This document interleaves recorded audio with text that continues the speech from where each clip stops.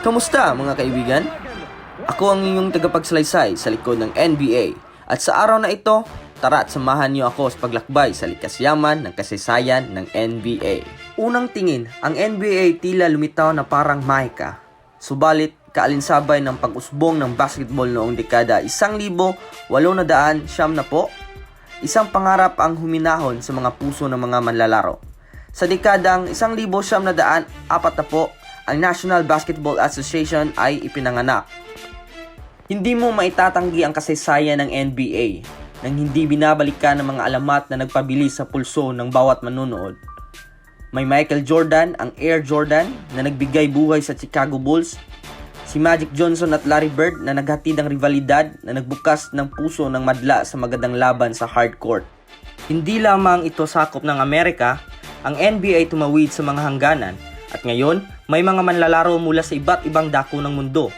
Ang pagtutulungan ng iba't ibang lahi ay nagbigay daan sa mas makulay na karanasan para sa lahat.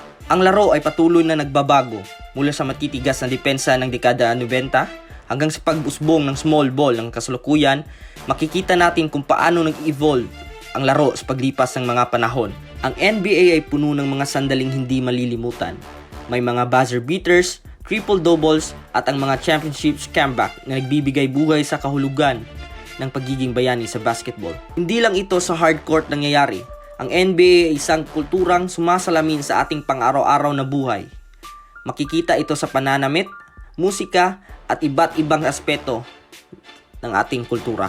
Sa bawat tibok ng bola, sa bawat sigaw ng mga tagahanga, nararamdaman natin ang damdamin ng NBA. Ito ay higit sa laro. Ito ay kwento ng tagumpay, pangarap at pag-asa. Salamat sa pag-akyat sa NBA history kasama ako ngayong araw. Kung gusto mo pa ng ibang kwento, huwag kalimutan mag-subscribe at i-click ang notification bell para lagi kang updated. Hanggang sa muli, ito ang inyong tagapagsalaysay, nagpapaalam.